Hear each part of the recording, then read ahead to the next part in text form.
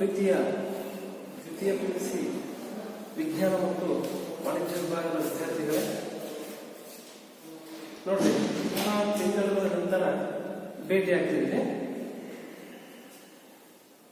Corona ಅಂತಕ್ಕಂಥ ಮಹಾಮಾರಿ ಬಂದಾಗಿನಿಂದ ಇಲ್ಲಿವರೆಗೂ ಕೂಡ ಯಾವುದೇ ರೀತಿಯ ಕಾಲೇಜುಗಳು ಓಪನ್ ಆಗಿಲ್ಲ. ಆದರೂ ಕೂಡ ಆನ್ಲೈನ್ ತರಗತಿಗಳನ್ನ ವೀಕ್ಷಣೆ ಮಾಡ್ತಾ ಇದ್ದೀರಿ. ನಿಮ್ಮ ಕನ್ನಡನೂ ಕೂಡ, ಕನ್ನಡ ಸಿಲೆಬಸ್ ಕೂಡ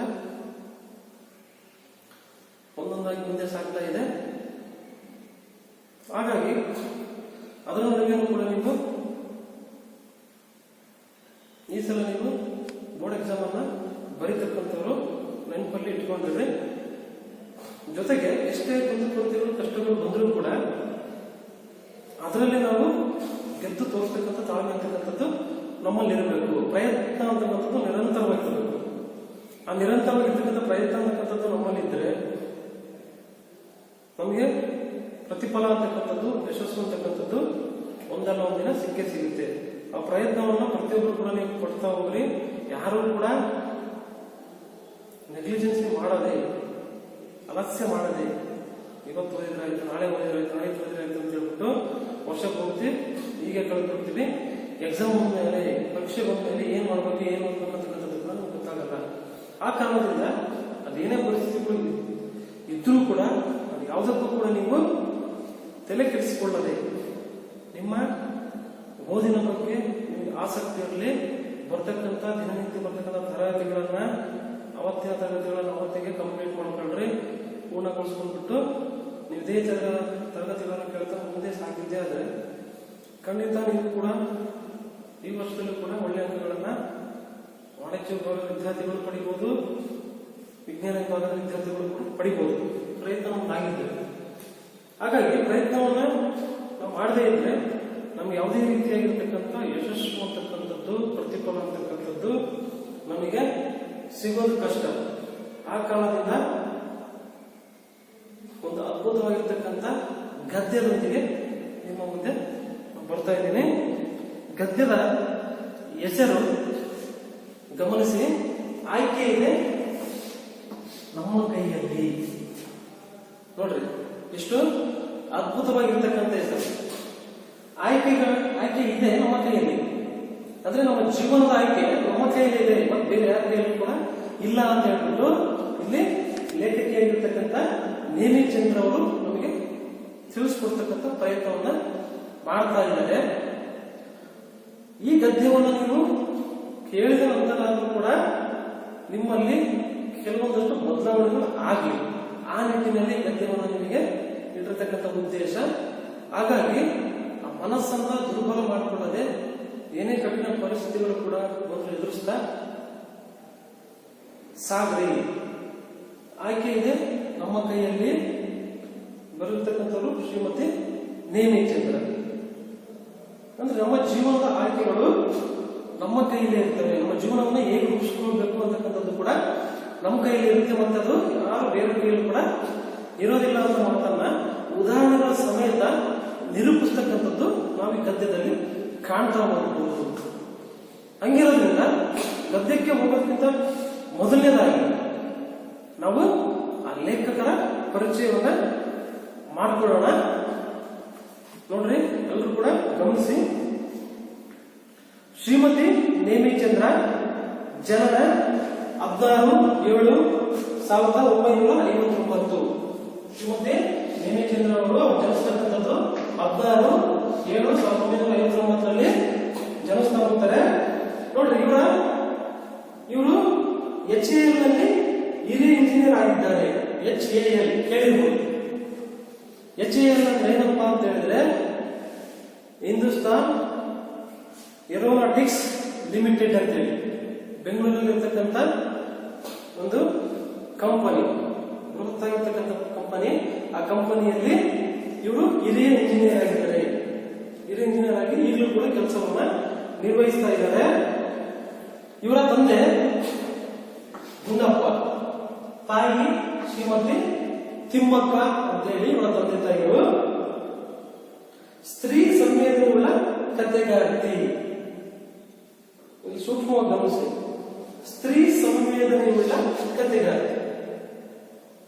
ಅಂದ್ರೆ ಸ್ತ್ರೀಯರ ನೋವು ನಲಿವುಗಳನ್ನ ತಮ್ಮ ಲೇಖನಗಳ ಮೂಲಕ, ಕಥೆಗಳ ಮೂಲಕ, ಕಾದಂಬರಿಗಳ ಮೂಲಕ ಸ್ತ್ರೀಯರು ಈ ಸಮಾಜದಲ್ಲಿ ಯಾವ್ಯಾವ ರೀತಿಯಾದ ನೋವುಗಳನ್ನ, ಕಷ್ಟಗಳನ್ನ, ಕಾರ್ಪಣ್ಯಗಳನ್ನ ಅನುಭವಿಸ್ತಿದ್ದಾರೆ ಅಂತಕ್ಕಂಥದ್ದನ್ನ ಸೂಕ್ಷ್ಮವಾಗಿ ಬರೀತಕ್ಕಂಥದ್ದು ಇವ್ರ ಕಥೆಗಳಲ್ಲಿ ನಾವು ಗಮನಿಸಬಹುದು.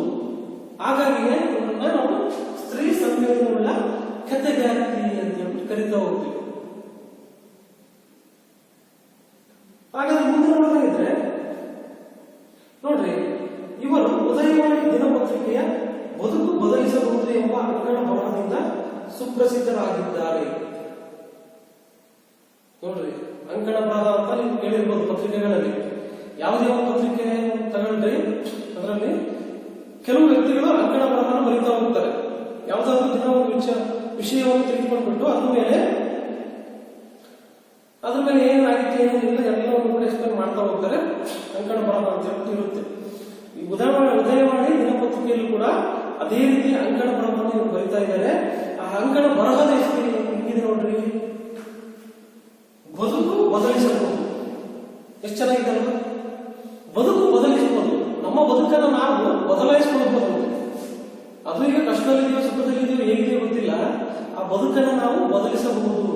ಅಂದ್ರೆ ಬದುಕನ್ನು ಕೂಡ ಬದಲಿಸ್ತಕ್ಕಂಥ ಸಾಮರ್ಥ್ಯ, ಬದಲಾಯಿಸಿಕೊಳ್ತಕ್ಕಂಥ ಸಾಮರ್ಥ್ಯ ಅಂತಕ್ಕಂಥದ್ದು ನಮ್ಮಲ್ಲಿರುತ್ತೆ, ನಮ್ಮೊಳಗಿರುತ್ತೆ. ಅದನ್ನ ಆಲೋಚನೆ ಮಾಡಿಬಿಟ್ಟು ಆ ಬದುಕನ್ನು ಹೆಂಗ್ ನಡೆಸ್ಕೊಂಡು ಹೋಗ್ಬೇಕು, ಯಾವ ನಿರ್ಧಾರಗಳನ್ನು ತೆಗೆದುಕೊಂಡ್ಬಿಟ್ಟು, ಕಠಿಣ ನಿರ್ಧಾರವನ್ನು ತೆಗೆದುಕೊಂಡ್ಬಿಟ್ಟು ನಮ್ಮ ಬದುಕನ್ನ ಯಾವ ರೀತಿಯಾಗಿ ಬದಲಾಯಿಸಿಕೊಳ್ತಕ್ಕಂಥದ್ದು ಅಂತಕ್ಕಂಥದ್ದು ತುಂಬಾ ಮುಖ್ಯ. ಅಂತ ಒಂದು ಅಂಕಣ ಬರಹವನ್ನು ಕೂಡ ಇವರು ಉದಯವಾಣಿ ದಿನಪತ್ರಿಕೆಗೆ ಬರೆದಿರ್ತಕ್ಕಂಥದ್ದು ಕೂಡ ನಾವು ಗಮನಿಸಬಹುದು. ಇಷ್ಟೇ ಅಲ್ಲದೆ ನೋಡ್ರಿ, ಮುಂದೆ ಹೋಗ್ತಾ ಹೋಗೋದಾದ್ರೆ, ನಮ್ಮ ಕನಸುಗಳಲ್ಲಿ ನೀವಿದ್ದೀರಿ, ಮತ್ತೆ ಬರೆದ ಕಥೆಗಳು, ಒಂದು ಶ್ಯಾಮಲ ಸಂಜೆ ಎಂಬ ಕಥಾ ಸಂಕಲನಗಳನ್ನು ಇವರು ಪ್ರಕಟಿಸಿದ್ದಾರೆ. ಇವು ಮೂರು ಇವರ ಕಥಾ ಸಂಕಲನಗಳು ಆಗಿದವೆ. ನೇಮಿಚಂದ್ರನ ಕಥೆಗಳು ಎಂಬ ಶೀರ್ಷಿಕೆಯಲ್ಲಿ ಇವರ ಸಮಗ್ರ ಕಥೆಗಳು ಬೆಳಕು ಕಂಡಿವೆ. ಇವರು ಏನು ಅನೇಕ ಕಥೆಗಳನ್ನು ಬರೆದಿದ್ದಾರಲ್ಲ, ಅವೆಲ್ಲಾ ಕಥೆಗಳು ಕೂಡ ನೇಮಿಚಂದ್ರನ ಶೀರ್ಷಿಕೆ ಅಂತಕ್ಕಂಥ ಒಂದು ಪುಸ್ತಕದಲ್ಲಿ ಇವರೆಲ್ಲ ಕಥೆಗಳನ್ನು ಕೂಡ ಪ್ರಕಟಿಸಿರ್ತಕ್ಕಂಥದ್ದು ನಾವು ತಿಳ್ಕೋಬಹುದು. ಇಷ್ಟೇ ಅಲ್ಲದೆ ಥಾಮಸ್ ಆಲ್ವಾ ಎಡಿಸನ್ ನೋವಿಗದ್ದಿದ ಕುಂಚ, ಬೆಳಕಿನಿಂದ ಕಿರಣ, ಮೇರಿ ಕ್ಯೂರಿ ಎಂಬ ಜೀವನ ಚರಿತ್ರೆಗಳನ್ನು, ಇಷ್ಟು ಜೀವನ ಚರಿತ್ರೆಗಳನ್ನು ಕೂಡ ಇವರು ಬರೆದಿದ್ದಾರೆ.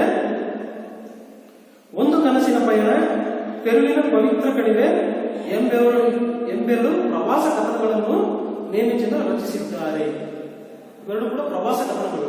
ಅವರು ಪ್ರವಾಸ ಹೋದಾಗ ಅಲ್ಲೇ ಅನುಭವಗಳನ್ನ ಈ ಕಥನಗಳ ಮೂಲಕ ಹೊರಗೆ ತಂದಿದ್ದಾರೆ. ಹಾಗಾಗಿ ಇವುಗಳನ್ನು ಪ್ರವಾಸ ಕಥನಗಳು ಅಂತ ಹೇಳ್ಬಿಟ್ಟು ಕರಿತಾ ಹೋಗ್ತೇವೆ. ದುಡಿಯುವ ಹಾದಿಯಲ್ಲಿ ಜೊತೆಗಾಗಿ ನ್ಯಾಯಕ್ಕಾಗಿ ಕಾದ ಬಾಂಬ್ರಿ ದೇವಿ, ನನ್ನ ಕತೆ ನಮ್ಮ ಕತೆ, ಬೆಳಗೆರೆ ಜಾನಕಮ್ಮ, ಮಹಿಳಾ ಲೋಕ ಇವು ನೇಮಿಚಂದ್ರರ ಇತರ ಕೃತಿಗಳು. ಇಷ್ಟು ಇನ್ನೂ ಹಲವಾರು ನೇಮಿಚಂದ್ರ ಬರೆದಿರ್ತಕ್ಕಂಥ ಕೃತಿಗಳಾಗಿದ್ದಾವೆ. ಇವರ ಪ್ರಶಸ್ತಿಗಳನ್ನು ನಾವು ಗಮನಿಸೋದಾದ್ರೆ, ಕರ್ನಾಟಕ ಸಾಹಿತ್ಯ ಅಕಾಡೆಮಿ ಪ್ರಶಸ್ತಿಯನ್ನು 3 ಬಾರಿ ಪಡೆದಿರುವ ನೇಮಿಚಂದ್ರರಿಗೆ, ಕರ್ನಾಟಕ ಸಾಹಿತ್ಯ ಅಕಾಡೆಮಿ ಶ್ರೇಷ್ಠ ಪ್ರಶಸ್ತಿಯನ್ನ 3 ಬಾರಿ ಪಡ್ಕೊಂಡಿದ್ದಾರೆ. 3 ಬಾರಿ ಪಡ್ಕೊಂಡಿದ್ದಾರೆ. ನೀವು ಗಮನಿಸಬೇಕು. ಯಾಕಪ್ಪ ಅಂತ ಹೇಳಿದ್ರೆ, ಈ ಪ್ರಶಸ್ತಿ 3 ಬಾರಿ ಪಡ್ಕೊಂಡಿದ್ದಾರೆ ಅಂತ ಹೇಳಿದ್ರೆ, ಅವರ ಕಥೆಗಳಲ್ಲಿ ಅಂತ ಒಂದು ಗಟ್ಟಿತನ, ಸ್ತ್ರೀ ಸಂವೇದನೆ ಅಂತಕ್ಕಂಥದ್ದು ಎಷ್ಟು ಮಟ್ಟಿಗೆ ಬೆಳಕಿಗೆ ತರ್ತಕ್ಕಂಥ ಕೆಲಸವನ್ನು ಮಾಡ್ತಿದ್ದಾರೆ. ಅಂದ್ರೆ ಸ್ತ್ರೀಯರು ಅನುಭವಿಸ್ತಕ್ಕಂಥ ಕಷ್ಟಗಳನ್ನ ತಮ್ಮ ಕಥೆಗಳಲ್ಲಿ ಯಾವ ರೀತಿಯಾಗಿ ತೋರ್ಪಿಸ್ತಿದ್ದಾರೆ ಅಂತಕ್ಕಂಥದ್ದು ನಾವು ಗಮನಿಸಬಹುದಾಗಿದೆ. ಡಾಕ್ಟರ್ ಆಮಾನಾಯಕ ಪ್ರಶಸ್ತಿ, ಶಿವರಾಮ ಕಾರಂತ ಪ್ರಶಸ್ತಿ, ಯಾದ್ ವಶೇನ್ ಕಾದಂಬರಿಗೆ ಅಕ್ಕ ಪ್ರಶಸ್ತಿ, ಕಥಾ ಸಾಹಿತ್ಯಕ್ಕೆ ಖಾದ್ರಿ ಶಾಮಣ್ಣ ಸ್ಮಾರಕ ಟ್ರಸ್ಟ್ನ ಇಂದಿರಾತನಯ ಪ್ರಶಸ್ತಿ, ವಿಜ್ಞಾನ, ಸಾಹಿತ್ಯ, ಮಹಿಳಾ ಅಧ್ಯಯನವನ್ನು ಕುರಿತಂತೆ ಮಂಗಳೂರಿನ ಸಂದೇಶ ಪ್ರಶಸ್ತಿ ಹಾಗೂ ಗದಗದ ಕಲಾಚೇತನ ಪ್ರಶಸ್ತಿ ಮುಂತಾದ ಪ್ರಶಸ್ತಿಗಳು ಸಂದಿವೆ. ಇವರಿಗೆ ಇಷ್ಟು ಪ್ರಶಸ್ತಿ, ಸುಮಾರು ಪ್ರಶಸ್ತಿಗಳು ಇವರ ಪ್ರತಿಭೆಗೆ, ಇವರ ಕೌಶಲ್ಯಕ್ಕೆ, ಇವರ ಸಾಹಿತ್ಯ ಕೃತಿಗೆ ಕೊಟ್ಟಿರ್ತಕ್ಕಂಥದ್ದು ನಾವಿಲ್ಲಿ ಗಮನಿಸ್ತಾ ಹೋಗಬಹುದು. ಇಷ್ಟು ಪ್ರಶಸ್ತಿಗಳನ್ನು ಕೂಡ ಇವರು ಪಡ್ಕೊಂಡಿದ್ದಾರೆ. ಈಗಲೂ ಕೂಡ ಹಿರಿಯ ಇಂಜಿನಿಯರ್ ಆಗಿಬಿಟ್ಟು ಕೆಲಸ ಮಾಡ್ತಕ್ಕಂಥದ್ದು ನಾವು ಗಮನಿಸಬಹುದು. ಈಗ ಗದ್ದಿಗೆ ಬರೋದಾದ್ರೆ ಆಯ್ಕೆ ಇದೆ ನಮ್ಮ ಕೈಯಲ್ಲಿ ಅಂತಕ್ಕಂಥ ಗದ್ದಿಗೆ ಬರೋದಾದ್ರೆ ಅಲ್ಲಿ ಹೇಳ್ತಾ ಹೋಗ್ತಾರೆ, ಯಾರ್ಯಾರಿಗೆ ಅದೃಷ್ಟ ದುರಾದೃಷ್ಟಕರ ಏರಿಳಿತವು ಮನುಷ್ಯನ ಬದುಕಿನಲ್ಲಿ ಸರ್ವೇ ಸಾಮಾನ್ಯವಿದೆ. ಪ್ರತಿಯೊಬ್ಬರ ಬದುಕಿನಲ್ಲಿ ಕೂಡ ಅದೃಷ್ಟ ಮತ್ತೆ ದುರಾದೃಷ್ಟ ಅಂತ ಹೇಳ್ಬಿಟ್ಟು ಏನ್ ಕರಿತಾ ಹೋಗ್ತೀವಲ್ಲ, ಇವೆರಡೂ ಕೂಡ ಒಬ್ಬ ಮನುಷ್ಯ ಬದುಕ್ತಾ ಇದ್ದಾನೆ, ಒಬ್ಬ ಮನುಷ್ಯ ಇದ್ದಾನೆ ಅಂತ ಹೇಳಿದ್ರೆ ಎಲ್ಲರ ಮನುಷ್ಯನ ಜೀವನದಲ್ಲೂ ಕೂಡ ಅದೃಷ್ಟ ದುರಾದೃಷ್ಟ ಅಂತಕ್ಕಂಥದ್ದು ಇದರ ಏರಿಳಿತ ಅಂತಕ್ಕಂಥದ್ದು. ಕೆಲವು ಸರಿ ಅದೃಷ್ಟ ಬರ್ಬೋದು, ಕೆಲವು ಸರಿ ದುರಾದೃಷ್ಟ ಬರ್ಬೋದು, ಕೆಲವು ಸರಿ ಅನ್ಕೊಂಡಿದ್ದನ್ನ ನಾವು ಸಲೀಸಾಗಿ ಮಾಡ್ಬೋದು, ಕೆಲವು ಸರಿ ನಾವೇನೇ ಯೋಜನೆಗಳು ಹಾಕೊಂಡು ಮಾಡಿದ್ರು ಕೂಡ ಕೆಲಸ ಅಂತಕ್ಕಂಥದ್ದು ವಿಫಲವಾಗಬಹುದು. ಹಾಗಾಗಿ ಏರಿಳಿತಗಳು ಮಾಮೂಲಾಗಿರ್ತವೆ, ಸಾಮಾನ್ಯವಾಗಿರ್ತವೆ. ಆದರೂ ಕೂಡ ಕಷ್ಟ, ದುಃಖ, ಸೋಲು, ನಿರಾಶೆಗಳು ಬಂದಾಗ ಹತಾಶೆಗೊಂಡ ಮನಸ್ಸು ದುರಾದೃಷ್ಟವನ್ನು ನಿಂದಿಸುವುದೇ ಹೆಚ್ಚು. ನಮಗೇನಾದ್ರೂ ಕಷ್ಟ, ದುಃಖ, ಸೋಲು, ನಿರಾಶೆಗಳು ನೋಡ್ರಿ, ಕಷ್ಟಗಳು ಬಂದ್ರೆ, ದುಃಖಗಳು ಬಂದ್ರೆ, ಸೋಲುಗಳನ್ನು ನಾವು ನೋಡ್ತಾ ಹೋದ್ರೆ, ನಿರಾಶೆಗಳನ್ನು ನಾವು ನೋಡ್ತಾ ಹೋದ್ರೆ ಹತಾಶೆಗೊಂಡಿರ್ತಕ್ಕಂಥ ಮನಸ್ಸು ಅಂತಕ್ಕಂಥದ್ದು ಪೂರ್ತಿಯಾಗಿ ಧೈರ್ಯವನ್ನು ಕಳ್ಕೊಂಡಿರುತ್ತೆ. ಏನಪ್ಪ ನನ್ನ ಜೀವನ ಅಂತಕ್ಕಂಥದ್ದು ಹಿಂಗೆ ಆಗ್ಬಿಟ್ಟು ನೆಕ್ಸ್ಟ್ ಮುಂದೆ ಏನ್ ಮಾಡ್ಬೇಕು ಅಂತಕ್ಕಂಥದ್ದು ಕೂಡ ಗೊತ್ತಾಗಲ್ಲ. ಅಂತ ಒಂದು ಸಂದರ್ಭದಲ್ಲಿ ನಾವೇನ್ ಮಾಡ್ತೀವಿ, ದುರಾದೃಷ್ಟವನ್ನ ನಿಂದಿಸುವುದು ಹೆಚ್ಚು. ಏನಂತ ಹೇಳ್ತೀವಿ, ನನ್ನ ಅದೃಷ್ಟ ಸರಿ ಇಲ್ಲ, ದುರಾದೃಷ್ಟದಲ್ಲಿದ್ದೀನಿ, ನನ್ನ ಹಳೆಯಲ್ಲಿ ಹಿಂಗೆ ಬರುತ್ತೆ, ಅದು ಹಿಂಗಾಗಿದೆ ಅಂತ ಹೇಳ್ಬಿಟ್ಟು ನಮ್ಮ ದುರಾದೃಷ್ಟವನ್ನು ನಾವು ನಿಂದಿಸ್ಕೊಳ್ತೀವಿ. ನನ್ನ ಭವಿಷ್ಯನೇ ಹಿಂಗಿರ್ತೇನೋ, ನನ್ನ ಅದೃಷ್ಟನೇ ಹಿಂಗಿರ್ತೇನೋ, ದುರಾದೃಷ್ಟದಿಂದ ಹಿಂಗಾಗಿದೆ, ನನ್ನ ಹಳೆಯಲ್ಲಿ ಬಂದಿದ್ದೇನೋ ಅಂತ ಹೇಳ್ಬಿಟ್ಟು ಹೇಳ್ಕೊಳ್ತಾ ಹೋಗ್ತೀವಿ. ಈ ರೀತಿಯಾಗಿ ಆ ಕಷ್ಟಗಳಿಗೆ, ದುಃಖಗಳಿಗೆ ಒಳಗಾದಾಗ ದುರಾದೃಷ್ಟವನ್ನ ನಿಂದಿಸ್ತಕ್ಕಂಥ ಕೆಲಸವನ್ನ ನಾವು ಕೂಡ ಮಾಡ್ತೀವಿ, ನೀವು ಕೂಡ ಮಾಡ್ತೀರಿ. ಇದನ್ನ ದಿನನಿತ್ಯ ಪ್ರಪಂಚದಲ್ಲೂ ಕೂಡ ನೀವು ನೋಡಿರ್ತೀರಿ. ನೀವು ಕೂಡ ಅನೇಕ ಜನಕ್ಕೂ ಸಮಾಧಾನ ಮಾಡಿರ್ತೀರಿ, ಬಿಡ್ರಿ ಮುಂದೆ ಒಳ್ಳೇದಾಗುತ್ತೆ, ಏನೋ ಆಗೋಗಿದೆ ಅಂತ ಹೇಳ್ಬಿಟ್ಟು. ಹಾಗಾಗಿ ಇಂಥ ಒಂದು ಸಂದರ್ಭದಲ್ಲಿ ಛಲದಿಂದ ಬದುಕನ್ನು ಎದುರಿಸಿ ಗೆಲ್ಲುವ ಹಲವು ಆಯ್ಕೆಗಳನ್ನು ನಮಗೆ ಬದುಕು ಕೊಟ್ಟಿದೆ. ಏನಂತಾರೆ ನೋಡ್ರಿ, ಛಲದಿಂದ ಬದುಕನ್ನು ಎದುರಿಸಿ ಗೆಲ್ತಕ್ಕಂಥ ಹಲವು ಆಯ್ಕೆಗಳನ್ನ, ಅಂದ್ರೆ ನಮ್ಮ ಜೀವನದಲ್ಲಿ ಹಲವಾರು ಆಯ್ಕೆಗಳು ಸಿಗ್ತಾ ಹೋಗ್ತವೆ. ಒಂದೇ ಆಯ್ಕೆ ಅಲ್ಲ, ಸುಮಾರು ಆಯ್ಕೆಗಳು, ಸಾವಿರಾರು ಆಯ್ಕೆಗಳು ನಮ್ಮ ಜೀವನದಲ್ಲಿ ಸಿಗ್ತಾ ಹೋಗ್ತವೆ. ಆಯ್ಕೆಗಳನ್ನ ತೆಗೆದುಕೊಳ್ಳೋದ್ರ ಜೊತೆಯಲ್ಲಿ ಛಲದಿಂದ ಬದುಕನ್ನ ಎದುರಿಸ್ಬಿಟ್ಟು ಗೆಲ್ತಕ್ಕಂಥ ಸಾಮರ್ಥ್ಯ ಅಂತಕ್ಕಂಥದ್ದು ನಮ್ಮಲ್ಲಿರ್ಬೇಕು. ಗೆಲ್ತಕ್ಕಂಥ ಆಯ್ಕೆಗಳನ್ನ ನಮಗೆ ಬದುಕುವಂತಕ್ಕಂಥದ್ದು ನೂರಾರು ಆಯ್ಕೆಗಳನ್ನು ನಮ್ಮ ಬದುಕು ಕೊಡ್ತಾ ಹೋಗುತ್ತೆ. ಅವೆಲ್ಲ ಆಯ್ಕೆಗಳನ್ನು ತೆಗೆದುಕೊಂಡ್ಬಿಟ್ಟು ಛಲದಿಂದ ಹೋರಾಡ್ಬಿಟ್ಟು ಬದುಕನ್ನು ಸಾಗಿಸಿದಾಗ ಮಾತ್ರ ನಮಗೆ ಯಶಸ್ಸು, ಪ್ರತಿಫಲ ಅಂತಕ್ಕಂಥದ್ದು ಸಿಗೋದಕ್ಕೆ ಸಾಧ್ಯ ಇದೆ ಅಂತ ಹೇಳ್ಬಿಟ್ಟು ಹೇಳ್ತಾ ಹೋಗ್ತಾರೆ. ಇಷ್ಟೇ ಆದ್ಮೇಲೆ ಮುಂದೆ ಹೇಳ್ತಾರೆ ನೋಡಿ, ನಿರಾಸೆಯ ಮಳಿಗೆಗೆ ಬೀಳದೆ ಎಚ್ಚರಿಕೆಯ ಎಲ್ಲೆಯಲ್ಲಿ ಬದುಕನ್ನು ಬದಲಿಸಿಕೊಳ್ಳುವ, ಸಾಧಿಸುವ ತಾಳ್ಮೆ, ಸಹನೆಗಳ ಅಗತ್ಯವನ್ನು ಪ್ರತಿಪಾದಿಸುವ ಅನುಭವ ಕಥನವೊಂದು ಇಲ್ಲಿದೆ. ನೋಡ್ರಿ, ನಿರಾಸೆಯ ಮಡಿಲಿಗೆ ಬೀಳದೆ, ನಿರಾಶರಾಗಬಾರದು. ಯಾವ ರೀತಿ ನಿರಾಶರು? ನಾವು ತುಂಬಾ ಓದಿದ್ವಿ, ಯಾವುದೋ ಒಂದು ಟೆಸ್ಟ್ ಅನ್ನು ಕಂಡಕ್ಟ್ ಮಾಡಿದ್ರು, ಟೆಸ್ಟ್ ಅಲ್ಲಿ ಮಾರ್ಕ್ಸ್ ಕಡಿಮೆ ಬಂತು, ನಿರಾಶೆಗೊಳಗಾಗ್ಬಿಟ್ರು. ತುಂಬಾ ಓದಿದ್ದೆ, ಅಯ್ಯೋ ಬ್ರೇಕ್ ಆಗಿಲ್ಲ, ಭಯ ಆಗಿಬಿಡ್ತು, ಮುಂದೆ ನಾನು ಹಿಂಗೆ ಎಕ್ಸಾಮ್ ಬರೀತೀನಿ, ತುಂಬಾ ಭಯ ಆಗಿದೆ. ಆ ರೀತಿಯಾಗಿ ನಿರಾಶೆಗೆ ಯಾರೂ ಕೂಡ ಒಳಗಾಗಬಾರದು. ನಿರಾಶೆಗೆ ಒಳಗಾಗದೆ, ನಿರಾಶೆಯ ಮಡಿಲಿಗೆ ಬೀಳದೆ, ಪೂರ್ತಿಯಾಗಿ ನನ್ನ ಕೈಲಿ ಏನೂ ಆಗೋದಿಲ್ಲಪ್ಪ ಅಂತ ಹೇಳ್ಬಿಟ್ಟು ಸುಮ್ಮನೆ ಕೂತ್ಕೊಳ್ಳದೆ. ಯಾವುದಾದ್ರೂ ಒಂದು ಕೆಲಸ ಕೈ ಹಾಕಿದಾಗ ವಿಫಲತೆಗಳು ಸಹಜ ಆದ್ರೂ ಕೂಡ ಅದನ್ನು ಸಫಲತೆ ಮಾಡ್ಕೊಳ್ಳೋದು ಹೇಗೆ, ಅದ್ರ ಬಗ್ಗೆ ಆಲೋಚನೆ ಮಾಡಬೇಕು. ನಮ್ಮ ಯೋಜನೆಗಳನ್ನ ಬದಲಾವಣೆ ಮಾಡ್ಕೋಬೇಕು. ನಾವು ಹಾಕೊಂಡಿರ್ತಕ್ಕಂಥ ಪ್ರತಿಯೊಂದನ್ನು ಕೂಡ ಮತ್ತೆ ಚೇಂಜ್ ಮಾಡ್ಬೇಕಾಗುತ್ತೆ, ಬದಲಾವಣೆ ಮಾಡ್ಕೊಳ್ಬೇಕಾಗುತ್ತೆ. ಎಲ್ಲೆಲ್ಲಿ ಎಲ್ಲಿದ್ದೀವಿ, ಎಲ್ಲೆಲ್ಲಿ ತಪ್ಪುಗಳನ್ನು ಮಾಡಿದೀವಿ, ಅವೆಲ್ಲವನ್ನು ಕೂಡ ತಿಳ್ಕೊಂಡ್ಬಿಟ್ಟು ಮತ್ತೆ ನಾವು ಪ್ರಯತ್ನವನ್ನ ಪಟ್ಟಿದ್ದೇ ಆದರೆ ಯಶಸ್ಸು ಅಂತಕ್ಕಂಥದ್ದು ಸಿಗುತ್ತೆ. ನಮ್ಮ ಪ್ರಯತ್ನ ಅಂತಕ್ಕಂಥದ್ದು ನಿರಂತರವಾಗಿರ್ಬೇಕು. ಪ್ರಯತ್ನ ಅಂತಕ್ಕಂಥದ್ದು ಯಾವುದೇ ಕಾರಣಕ್ಕೂ ಕೂಡ ನಿಲ್ಲಬಾರದು, ನಿರಾಶೆಗೊಳಗಾಗಬಾರದು, ನಿರಾಶರಾಗಿ ಸುಮ್ಮನೆ ಕುಳಿತುಕೊಳ್ಬಾರದು ಅಂತ ಹೇಳ್ಬಿಟ್ಟು ಹೇಳ್ತಾ ಹೋಗ್ತಾರೆ. ನೋಡ್ರಿ, ಈ ರೀತಿಯಾಗಿ ಸಾಧಿಸುವ ತಾಳ್ಮೆ ಆಗಿರ್ಬೋದು, ಸಹನೆಗಳ ಅಗತ್ಯವನ್ನು ಪ್ರತಿಪಾದಿಸುವ ಅನುಭವ ಕಥನವನ್ನು ಇಲ್ಲಿದೆ. ನಮ್ಮಲ್ಲಿ ಬೇಕಾಗಿ ಗುರಿಗಳನ್ನ ಸಾಧಿಸ್ತಕ್ಕಂಥ ತಾಳ್ಮೆ ಆಗಿರ್ಬೋದು, ಸಹನೆಗಳ ಅಗತ್ಯತೆಗಳು ಯಾವ ರೀತಿಯಾಗಿರ್ತವೆ ಅಂತಕ್ಕಂಥ ಒಂದು ಕಥನವನ್ನ, ಒಂದು ಕಥೆಯನ್ನ ಇಲ್ಲಿ ಕೊಟ್ಟಿರ್ತಕ್ಕಂಥದ್ದು ಗಮನಿಸಬೇಕು ಅಂತ ಹೇಳ್ಬಿಟ್ಟು ಹೇಳ್ತಾ ಹೋಗ್ತಾರೆ. ಅಂತ ಒಂದು ಕಥೆ ಅಂತಕ್ಕಂಥದ್ದು ಇಲ್ಲಿದೆ, ಅದನ್ನ ಗಮನಿಸ್ತಾ ಓದ್ಬೇಕು ಅಂತ ಹೇಳ್ಬಿಟ್ಟು ಹೇಳ್ತಾ ಹೋಗ್ತಾರೆ.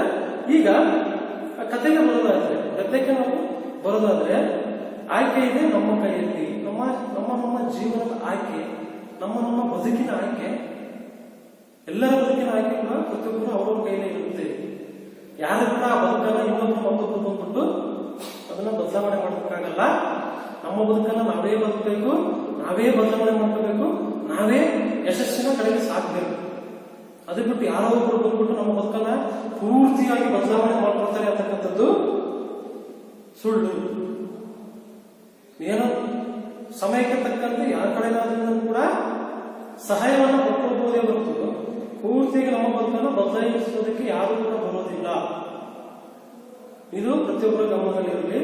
ಆ ಕಾರಣಕ್ಕಾಗಿ ನೀವು ಏನು ಈಗ ಎಷ್ಟೇ ಪ್ರಯತ್ನ ಪಟ್ಟು ಓದ್ತೀರಿ, ಅದು ನಿಮಗೆ ಉಪಯೋಗ ಆಗುತ್ತೋ ಹೊರತು ನಿಮ್ಮ ಸ್ನೇಹಿತರಿಗೆ, ಮತ್ತೊಬ್ಬರಿಗೆ, ನಿಮ್ಮ ಸಂಬಂಧಿಕರಿಗೆ ಯಾರಿಗೂ ಕೂಡ ಉಪಯೋಗ ಅಂತಕ್ಕಂಥದ್ದು ಆಗೋದಿಲ್ಲ. ಇದು ಎಲ್ಲರ ತಲೆಯಲ್ಲಿ ಇರಲಿ, ನೆನಪಿರಲಿ. ಕಥೆಯಲ್ಲಿ 3 ಭಾಗಗಳಿದ್ದಾವೆ. ಈ ಗದ್ಯದಲ್ಲಿ 1, 2, 3 ಅಂತ ಹೇಳ್ಬಿಟ್ಟು 3 ಭಾಗದಲ್ಲೂ ಕೂಡ ಒಂದೊಂದು ಅದ್ಭುತವಾಗಿರ್ತಕ್ಕಂಥ ಉದಾಹರಣೆಯನ್ನು ಕೊಡ್ತಾ ಹೋಗ್ತಾರೆ.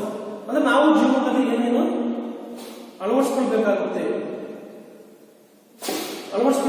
ಅಂತಕ್ಕಂಥದ್ದನ್ನ ನಾವು ತಿಳ್ಕೋಬಹುದು. ಅದನ್ನ ಒಂದೊಂದಾಗಿ ಉದಾಹರಣೆ ಕೊಡ್ತಾ ಹೋಗ್ತಾರೆ. ಯಾವ ರೀತಿಯಾಗಿ ಉದಾಹರಣೆಯನ್ನು ಕೊಡ್ತಾ ಹೋಗ್ತಾರೆ ಅಂತಕ್ಕಂಥದ್ದು ಗದ್ಯದಲ್ಲಿದೆ. ಜೊತೆಗೆ ನಮ್ಮ ಜೀವನಕ್ಕೆ ಇದು ಎಷ್ಟು ಮಟ್ಟಿಗೆ ಸಹಾಯಕ ಆಗುತ್ತೆ ಅನ್ನೋದು ತುಂಬಾ ಮುಖ್ಯ. ತಿಳ್ಕೊಳ್ಳೋದಷ್ಟೇ ಅಲ್ಲ, ಕೇಳೋದಷ್ಟೇ ಅಲ್ಲ, ಪರೀಕ್ಷಾ ದೃಷ್ಟಿಯಿಂದ ಕೇಳಿಬಿಡ್ತೀವಿ, ಬರೆಯೋದಷ್ಟೇ ಅಲ್ಲ, ನಮ್ಮ ಜೀವನಕ್ಕೆ ಎಷ್ಟು ಮಟ್ಟಿಗೆ ಇದು ಮುಖ್ಯವಾಗಿದೆ, ಈ ಕಥೆ ಅಂತಕ್ಕಂಥ ಮುಖ್ಯವಾಗಿದೆ ಅಂತಕ್ಕಂಥದ್ದು ಎಲ್ಲರೂ ಕೂಡ ಪೂರ್ತಿಯಾಗಿ ಸೂಕ್ಷ್ಮವಾಗಿ ಗಮನಿಸಬೇಕು. ನೋಡ್ರಿ, ಹಾಗಾದ್ರೆ ಕಥೆಗೆ ಬರೋದಾದ್ರೆ, ಕಥೆಯನ್ನು ನಾವು ನೋಡೋದಾದ್ರೆ, ಕಥೆಯಲ್ಲಿ ನೇಮಿಚಂದ್ರ ಅವರು ಏನೇನೋ ನಮ್ಗೆ ಹೇಳೋದು ಕೊಟ್ಟಿದ್ದಾರೆ. ಅದರಲ್ಲೂ ಕೂಡ ಈಗಿನ ಯುವ ಪೀಳಿಗೆಗೆ ಏನೇನು ಹೇಳೋದು ಕೊಟ್ಟಿದ್ದಾರೆ ಅನ್ನೋದನ್ನ ನೋಡೋದಾದ್ರೆ ಏನ್ ಮಾಡಕ್ಕಾಗುತ್ತೆ? ಎಲ್ಲ ಹಣೆ ಬರಹ, ಆಗೋದು ಹಾಗೆ ಆಗುತ್ತೆ. ಎಂದಾಗೆಲ್ಲ ನನಗೆ ರೇಗಿ ಹೋಗುತ್ತದೆ. ನಿಜ, ಕೆಲವೊಮ್ಮೆ ಆಗುವುದನ್ನು ತಡೆಯಲು ಆಗದಿರಬಹುದು, ಆದರೆ ಪ್ರಯತ್ನಿಸಬಹುದಲ್ಲ. ಅದೃಷ್ಟವನ್ನೇ ಅವಲಂಬಿಸಿ ಬದುಕಲು ಸಾಧ್ಯವೇ? ನೋಡ್ರಿ, ಏನ್ ಮಾಡಕ್ಕಾಗುತ್ತೆ? ಎಲ್ಲ ಹಣೆ ಬರಹ. ನಾವೆಲ್ಲರೂ ಕೂಡ ಇದನ್ನ ಹೆಚ್ಚಾಗಿ ನೋಡ್ತಾ ಹೋಗ್ತೀವಿ. ನಿಮ್ಮ ಮನೆಗಳಲ್ಲಾಗಿರ್ಬೋದು, ನಮ್ಮ ಮನೆಗಳಲ್ಲಾಗಿರ್ಬೋದು, ಇದನ್ನ ಹೇಳ್ತಕ್ಕಂಥದ್ದು ಸರ್ವೇ ಸಾಮಾನ್ಯ. ದಿನನಿತ್ಯದ ಜೀವನದಲ್ಲೂ ಕೂಡ ಈ ಪದವನ್ನ ನಮ್ಮ ಮನೆಗಳಲ್ಲಿ ಬಳಸ್ತಕ್ಕಂಥದ್ದು ನಾವು ಗಮನಿಸಿದೀವಿ.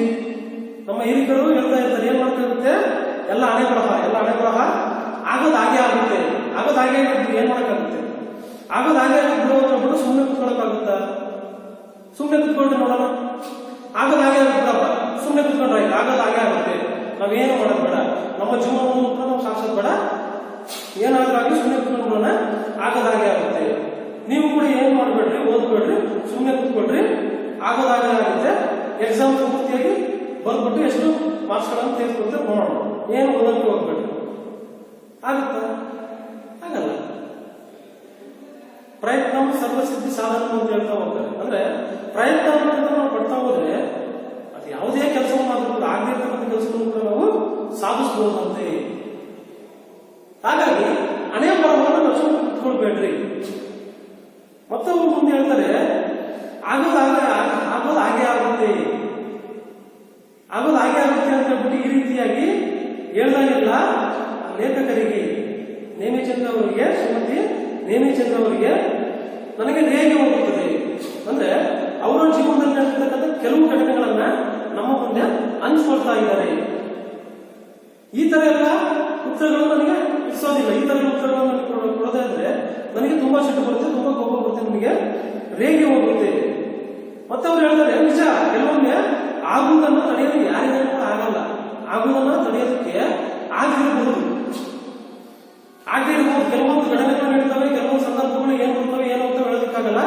ಕೆಲವು ಘಟನೆಗಳು ಅಚಾನಕ ನಡೆದೋಗ್ತವೆ. ಅದನ್ನ ತಪ್ಪಿಸೋದಕ್ಕೆ ಯಾರಿಂದ ಕೂಡ ಸಾಧ್ಯವಿಲ್ಲ, ಆಗದಿರ್ಬೋದು. ಆದರೆ ಪ್ರಯತ್ನಿಸಬಹುದಲ್ಲ. ಸುಮ್ಮನೆ ನನ್ನ ಕೈಲಿ ಆಗಲ್ಲ ಆಗುತ್ತೆ ಅಂತ ಹೇಳ್ಬಿಟ್ಟು ಸುಮ್ಮನೆ ಕುತ್ಕೊಳ್ಳೋ ಬದಲು ಪ್ರಯತ್ನ ಪಡ್ಬೋದಲ್ಲ.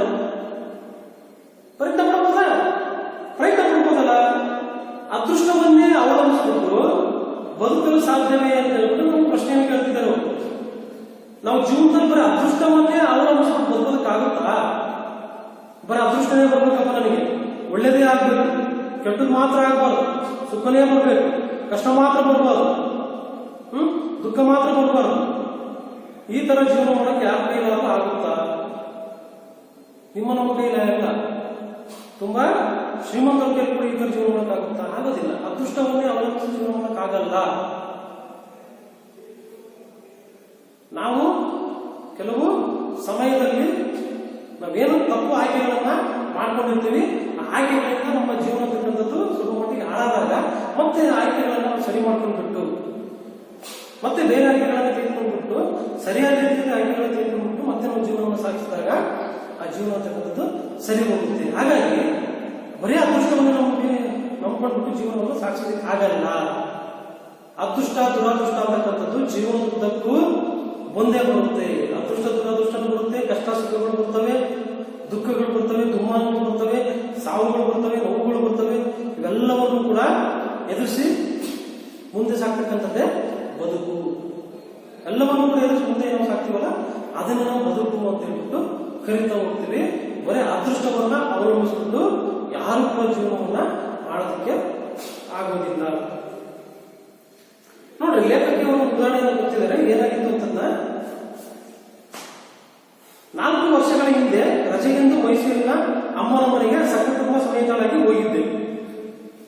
ಆ ರಾತ್ರಿ ಇದ್ದಕ್ಕಿದ್ದಂತೆ ನನ್ನ ಗಂಡ ಕೀರ್ತಿಗೆ ಎಲ್ಲಿಲ್ಲದ ಕೆಳಹೊಟ್ಟೆಯ ನೋವು. ಅದೆಲ್ಲೋ ಬೆನ್ನ ಹಿಂಬದಿಯಲ್ಲಿ ಹುಟ್ಟಿ ಕಿಬ್ಬೊಟ್ಟೆಯವರೆಗೆ ಅಲ್ಲಿನಿಂದ ನೋವಿನಲ್ಲಿ ಒದ್ದಾಡತೊಡಗಿದರು. ಮಿಷನ್ ಆಸ್ಪತ್ರೆಗೆ ಹೊಡಿತಾಯಿತು. ಸೋನೋಗ್ರಫಿ ಮಾಡಿ 8 ಮಿಲಿಮೀಟರ್ ಉದ್ದದ ಮೂತ್ರಪಿಂಡದ ಕಲ್ಲಿದೆ ಎಂದು ತಿಳಿಸಿದರು. 2 ದಿನದ ಅನಂತರ ಶಸ್ತ್ರಚಿಕಿತ್ಸೆಗೆ ದಿನಾಂಕ ನಿಗದಿಯಾಯಿತು. ನೋವು ಕಡಿಮೆ ಮಾಡಲು ಮಾತ್ರೆ ಕೊಟ್ಟು ಕಳುಹಿಸಿದರು. ಮಾತ್ರೆ ತೆಗೆದುಕೊಂಡು ನನ್ನವರು ಮಲಗಿದಂತೆ ನಾನು ಮನೆಯಿಂದ ಹೊರಬಿದ್ದೆ. ಇಲ್ಲಿಗೆ 4 ವರ್ಷಗಳ ಹಿಂದೆ ಆಗಿರ್ತಕ್ಕಂಥ ಘಟನೆಯನ್ನು ಅವರು ನೆನಪು ಮಾಡಿಕೊಳ್ತಿದ್ದಾರೆ. ಶ್ರೀಮತಿ ನೇಮಿಚಂದ್ರ ಅವರು ಹೇಳ್ತಾ ಇದ್ದಾರೆ, ಅಂದ್ರೆ ನಾನು ಏನು ವರ್ಕ್ ಕೆಲಸ ಮಾಡ್ತಿದ್ದೀನಲ್ಲ ಆ ಕಂಪನಿಯಲ್ಲಿ ರಜೆ ಇತ್ತು. ರಜೆ ಇದ್ದಾಗ ಮೈಸೂರಿನ ಅಮ್ಮನ ಮನೆ, ನಮ್ಮ ಅಮ್ಮನ ಮನೆ, ನಮ್ಮ ತವರು ಮನೆ ಏನಿತ್ತು ಅದು ಮೈಸೂರಿನಲ್ಲಿತ್ತು. ನಾನು ಕೆಲಸ ಮಾಡ್ತಕ್ಕಂಥದ್ದು ಬೆಂಗಳೂರಿನಲ್ಲಿ.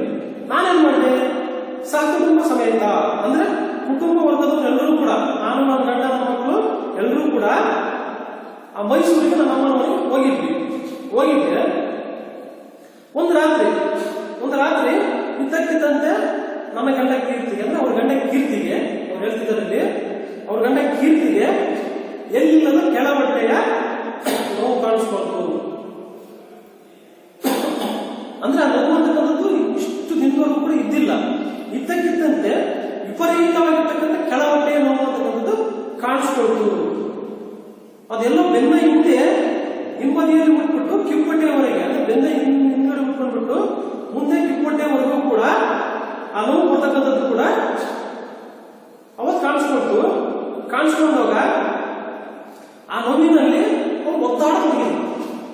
ಆ ನೋವಿನಲ್ಲಿ ಪೂರ್ತಿ ಒದ್ದಾಡ್ತಿದ್ದಾರೆ. ಅವ್ರಿಗೆ ಏನಾಗ್ತದೆ, ತಡ್ಕೊಳಕ್ಕಾಗಿಲ್ಲ. ಇಲ್ಲಿವರೆಗೂ ಅಂತ ನೋವು ಅಂತಕ್ಕಂಥದ್ದು ಯಾವಾಗಲೂ ಕೂಡ ಬಂದಿಲ್ಲ. ಹಾಗಾಗಿ ಇಷ್ಟೊಂದು ನೋವು ಬಂತಲ್ಲ, ತಡ್ಕೊಳಕ್ ಆಗ್ತಿಲ್ಲ ಅಂತ ಹೇಳ್ಬಿಟ್ಟು ಅವ್ರೇನ್ ಮಾಡಿದ್ರು, ಅವರೆಲ್ಲರೂ ಕೂಡ ಅಲ್ಲಿ ಇರ್ತಕ್ಕಂಥ ಮಿಷನ್ ಆಸ್ಪತ್ರೆಗೆ ಕರ್ಕೊಂಡು ಹೋದ್ರು. ಓಡಿದ್ದಾಯ್ತು ಅಂದ್ರೆ ಮಿಷನ್ ಆಸ್ಪತ್ರೆಗೆ ಕರ್ಕೊಂಡು ಹೋದ್ರು. ಮಿಷನ್ ಆಸ್ಪತ್ರೆ ಕರ್ಕೊಂಡು ಹೋದ ತಕ್ಷಣ ಅವರೆಲ್ಲ ಚೆಕ್ ಮಾಡ್ಬಿಟ್ರು. ಸೋನೋಗ್ರಫಿ ಮಾಡಿ, ಈ ಪದಗಳ ಅರ್ಥ ಇದೆ ನೋಡ್ರಿ. ಸೋನೋಗ್ರಫಿ ಮೂತ್ರಪಿಂಡದಲ್ಲಿನ ಕಲ್ಲನ್ನು ಒತ್ತೆಚ್ಚಲು ನಡೆಸುವ ತಪಾಸಣೆ, ಅದಕ್ಕೆ ನಾವು ಸೋನೋಗ್ರಫಿ ಅಂತ ಹೇಳ್ಬಿಟ್ಟು ಕರಿತೀವಿ. ಇದನ್ನ ನಿಮ್ಮ ಪರೀಕ್ಷಾ ದೃಷ್ಟಿಯಿಂದ ನೆನಪಲ್ಲಿ ಇಟ್ಕೊಂಡ್ರೆ ಪರೀಕ್ಷೆಯಲ್ಲಿ ಕೇಳಬಹುದು. ಸೋನೋಗ್ರಫಿ ಅಂತ ಕೇಳಿ ಪದಗಳ ಅರ್ಥವನ್ನು ಬರೆಯಿರಿ ಅಂತ ಹೇಳ್ಬಿಟ್ಟು ಮೂತ್ರಪಿಂಡದಲ್ಲಿನ ಕಲ್ಲನ್ನು ಪತ್ತೆ ಹಚ್ಚಲು ನಡೆಸುವ ತಪಾಸಣೆ ಅಂತ ಹೇಳ್ಬಿಟ್ಟು ಬರಿಬೇಕಾದ್ರೆ ನಾವು ಸೋನೋಗ್ರಫಿ ಅಂತ ಹೇಳ್ಬಿಟ್ಟು ಕರಿತಾ ಹೋಗ್ತೀವಿ. ಸೋನೋಗ್ರಫಿ ಆ ಕಲ್ಲಿದೆ ಚೆಕ್ ಮಾಡಿದಾಗ 8 ಮಿಲಿಮೀಟರ್ ಕಲ್ಲು, 8 ಮಿಲಿಮೀಟರ್ ಉದ್ದದ ಮೂತ್ರಪಿಂಡದಲ್ಲಿ ಕಲ್ಲಿದೆ ಅಂತ ಹೇಳಿ ಕನ್ಫರ್ಮ್ ಆಯ್ತು, ಗೊತ್ತಾಯ್ತು. ಸೋನೋಗ್ರಫಿ ಮಾಡಿದ ನಂತರ ಕಲ್ಲಿದೆ, ಕಿಡ್ನಿ ಒಳಗೆ ಕಲ್ಲಿದೆ ಅಂತ ಹೇಳ್ಬಿಟ್ಟು ಗೊತ್ತಾಯ್ತು ಎಂದು ತಿಳಿಸಿದ್ರು. ನೀವು ಕಿಡ್ನಿ ಸ್ಟೋನ್ ಆಧಾರನ ಬೇಕಾದ್ರೆ ಯಾರಿಗಾದ್ರೂ ವಿಚಾರಿಸಿ ತುಂಬಾ ವಿಪರೀತವಾಗಿರ್ತಕ್ಕಂಥ ನೋವು ಇರುತ್ತೆ. ಆ ನೋವನ್ನ ತಡ್ಕೊಳ್ಳೋದು ಕೂಡ ಆಗಲ್ಲ. ಆ ಲೆವೆಲ್ಗೆ ಆ ಕಿಡ್ನಿ ಸ್ಟೋನ್ ಆದ್ರೆ ಅಂತ ಒಂದು ಸಂದರ್ಭದಲ್ಲಿ ಆ ನೋವು ತಡ್ಕೊಳ್ಳೋದೈತಲ್ಲ ತುಂಬಾ ಅಧಿಕವಾಗಿರುತ್ತೆ ನೋವು. ಕಿಡ್ನಿ ಸ್ಟೋನ್ ಆಗಿರ್ತಕ್ಕಂಥ ಯಾರಾದ್ರೂ ಅಕ್ಕಪಕ್ಕ ಸಿಗ್ತಾರೆ ಅಂತ ವಿಚಾರಿಸಿದ್ರೆ ನಿಮಗೆ ಅದರಿಂದ ಏನು ಎಷ್ಟು ನೋವು ತಡ್ಕೊಳ್ಬಹುದು, ಏನೇನಾಗುತ್ತೆ ಅಂತಕ್ಕಂಥ ಕೂಡ ನಿಮಗೆ ಗೊತ್ತಾಗುತ್ತೆ. ಕಲ್ಲಿದೆ ಅಂತ ಹೇಳ್ಬಿಟ್ಟು ಅಲ್ಲಿರ್ತಕ್ಕಂಥ ವೈದ್ಯರು ತಿಳಿಸಿದ್ರು. ಅದಾದ್ಮೇಲೆ ಹೇಳಿದವರು 2 ದಿನದ ನಂತರ ಮತ್ತೊಂದು 2 ದಿನ ಆದ್ಮೇಲೆ ಶಸ್ತ್ರಚಿಕಿತ್ಸೆಯನ್ನು ಮಾಡಬೇಕು, ಅಂದ್ರೆ ಆಪರೇಷನ್ ಅನ್ನು ಮಾಡಬೇಕು ಅಂತ ಹೇಳ್ಬಿಟ್ಟು ಹೇಳಿದ್ರು. ಅದಕ್ಕೂ ಕೂಡ ದಿನಾಂಕವನ್ನು ನಿಗದಿ ಮಾಡಿದ್ರು. ಏನೇ ಕಾಯಿಲೆಗೆ ನಾವು ಹೋಗಿ ಸಡನ್ ಆಗಿ ಅಡ್ಮಿಟ್ ಆದ್ರೂ ಕೂಡ ಸಡನ್ ಆಗಿ ಆಪರೇಷನ್ ಮಾಡಲ್ಲ. ಅದಕ್ಕೊಂದು ದಿನಾಂಕವನ್ನು ನಿಗದಿ ಮಾಡ್ತಾರೆ. ಮೊದಲು ನಿನಗೆ ಏನೇನಾಗಿದೆ ಏನೇನಿಲ್ಲ ಪ್ರತಿಯೊಂದು ರಿಪೋರ್ಟ್ ಕೂಡ ಮತ್ತೊಂದ್ಸರಿ ಚೆಕ್ ಮಾಡ್ತಾರೆ. ಚೆಕ್ ಮಾಡ್ಬಿಟ್ಟು ದಿನಾಂಕವನ್ನು ನಿಗದಿ ಮಾಡ್ಬಿಟ್ಟು ಆಮೇಲೆ ಯಾವುದೇ ಒಂದು ಶಸ್ತ್ರಚಿಕಿತ್ಸೆಯನ್ನು ಮಾಡೋದು, ಆಪರೇಷನ್ ಮಾಡೋದು ಎಮರ್ಜೆನ್ಸಿ ಇದ್ರೆ ಮಾತ್ರ ಸಡನ್ ಆಗಿ ಮಾಡ್ತಾರೆ. ಅದು ಬಿಟ್ರೆ ಯಾವುದೇ ಕಾರಣಕ್ಕೂ ಕೂಡ ಮಾಡಲ್ಲ. ಇದಕ್ಕೂ ಕೂಡ ಆಪರೇಷನ್ ಮಾಡೋದಕ್ಕೆ ಒಂದು ದಿನಾಂಕವನ್ನು ನಿಗದಿ ಮಾಡಿದ್ರು. ನೋವು ಕಡಿಮೆ ಮಾಡಲು ಮಾತ್ರೆಗಳನ್ನು ಕೊಟ್ಟರು. ನೋವು ಕಡಿಮೆ ಆಗುತ್ತೆ, ಮಾತ್ರೆಗಳನ್ನು ತಗೊಳ್ರಿ ಅಂತ ಹೇಳ್ಬಿಟ್ಟು ಕೆಲವಾರು ಮಾತ್ರೆಗಳನ್ನ ಕೊಟ್ಟು ಮನೆಗೆ ಕಳಿಸಿದ್ರು. ಅವತ್ತಿನ ದಿನ ಬಂದ್ರೆ ಒಂದು ಅಡ್ಮಿಟ್ ಮಾಡ್ಬಿಟ್ಟು ಆಪರೇಷನ್ ಮಾಡೋಣ ಅಂತ ಹೇಳ್ಬಿಟ್ಟು ಹೇಳಿ ಕಳಿಸಿದ್ರು. ಮಾತ್ರೆ ತೆಗೆದುಕೊಂಡ್ಬಿಟ್ಟು ಅವ್ರು ಮಲ್ಕೊಂಡ್ರು. ಯಾರು? ಇವ್ರ ಗಂಡ ಕೀರ್ತಿ. ಹೆಸರು ನೆನ್ಬಿಟ್ಕೊಳ್ರಿ, ನೇಮಿ ಚಂದ್ರ ಗಂಡ ಕೀರ್ತಿ ಏನ್ ಮಾಡ್ತಾ ಹೋಗ್ತಾರೆ, ಆ ಮಾತ್ರೆಯನ್ನು ತೆಗೆದುಕೊಂಡ್ಬಿಟ್ಟು ಅವರು ಮಲ್ಕೊಳ್ತಾ ಹೋಗ್ತಾರೆ. ಮಲ್ಕೊಂಡಾದ ನಂತರ ರಾತ್ರಿ ಪೂರ್ತಿಯಾಗಿ ಆಸ್ಪತ್ರೆಯಲ್ಲಿ ಕಳೆದಿದ್ದಾರೆ. ಹಾಗೆ ಬೆಳಕಾಗಿದೆ. ಇವ್ರು ಏನ್ ಮಾಡಿದ್ರು ಅವಾಗ, ನಾನು ಮನೆಯಿಂದ ಹೊರಗಿದ್ದೆ, ನನ್ನ ಮನೆಯಿಂದ ಹೊರಗೆ ಬಂದೆ ಅಂತ ಹೇಳ್ಬಿಟ್ಟು ಹೇಳ್ತಾ ಇದ್ದೆ. ಯಾವ್ದಕ್ಕೆ ಬಂದ್ರು ನೋಡ್ರಿ ಮುಂದೆ. ಕಿಡ್ನಿ ಸ್ಟೋನ್ ಯಾಕಾಗುತ್ತೆ ತಿಳಿದುಕೊಳ್ಳಬೇಕಿತ್ತು. ಅಯ್ಯೋ ಕೆಲವರಿಗೆ ಆಗುತ್ತೆ, ಕೆಲವರಿಗೆ ಇಲ್ಲ, ಅವರವರ ಅದೃಷ್ಟ. ಇಂಥ ಉತ್ತರಗಳು ನನಗೆ ತೃಪ್ತಿ ನೀಡಲಿಲ್ಲ. ಯಾರ್ಯಾರಿಗೆ ಕಿಡ್ನಿ ಸ್ಟೋನ್ ಆಗಿತ್ತು ಅಕ್ಕಪಕ್ಕದಲ್ಲಿ ವಿಚಾರಿಸಿದೆ. ಎದುರು ಮನೆಯ ಕಮಲಮ್ಮ ಮೇಡಮ್ಗೆ ಆಗಿತ್ತು ಎಂದು ಹೇಳಿ ಅವರ ಮನೆಗೆ ಹೋದೆ. ಸಾಮಾನ್ಯವಾಗಿ ಗಂಡಸರಲ್ಲಿ ಮೂತ್ರಪಿಂಡದ ಕಲ್ಲುಗಳು ಹೆಚ್ಚು ಕಾಣಿಸಿಕೊಳ್ಳುವುದನ್ನು ನೋಡಿದ್ದೆ. ನಿಮಗೆ ಹೇಗೆ ಬಂತು ಮೇಡಮ್ ಅಂತ ಕೇಳಿದೆ. ಅವರ ಶಾಲೆಯಲ್ಲಿ ಮಹಿಳೆಯರಿಗೆ ಶೌಚಾಲಯವಿರಲಿಲ್ಲ. ಹಾಗಾಗಿ ಬೆಳಗ್ಗೆ ಮನೆಯಿಂದ ಹೊರಟ ಮೇಲೆ ಮತ್ತೆ ಸಂಜೆ ಹಿಂದಿರುಗಿ ಬರುವವರೆಗೂ ಜಲಪಾದಿಯನ್ನು ತಡೆದುಕೊಳ್ಳದೆ ಬೇರೆ ದಾರಿ ಇರಲಿಲ್ಲ. ನೀರು ಕುಡಿದರೆ ಶೌಚಾಲಯಕ್ಕೆ ಹೋಗಬೇಕಾಗುತ್ತದೆ ಎಂದು ಈ ಮಹಿಳೆ ದಿನವೆಲ್ಲ ನೀರು ಕುಡಿಯುವುದನ್ನೇ ಬಿಟ್ಟಿದ್ದರು. ಒಂದು ದಿನ ಹೆರಿಗೆ ನೋವನ್ನು ಮೀರಿಸಿದ ನೋವಿನಿಂದ ಬೊಬ್ಬೆ ಇಟ್ಟು ವೈದ್ಯರಲ್ಲಿ ಪರಿಶೀಲಿಸಿದಾಗ ಮೂತ್ರಪಿಂಡದ ಕಲ್ಲುಗಳಿರುವುದು ತಿಳಿದು ಬಂತು. ಒಮ್ಮೆ ಅದರಿಂದ ಆರಾದ ಮೇಲೆ ವೈದ್ಯರ ಸಲಹೆಯಂತೆ ಯಥೇಚ್ಛವಾಗಿ ನೀರು ಕುಡಿಯುವ ಅಭ್ಯಾಸ ಮಾಡಿಕೊಂಡರು. ವೈದ್ಯರು ಹೇಳಿದ ಕೆಲವು ಆಹಾರದ ಬದಲಾವಣೆಗಳನ್ನು ಜಾರಿಗೆ ತಂದರು. ಕಳೆದ 20 ವರ್ಷಗಳಲ್ಲಿ ಮತ್ತೆ ಅವರಿಗೆ ಮೂತ್ರಪಿಂಡದ ಕಲ್ಲು ಕಾಣಿಸಿರಲಿಲ್ಲ.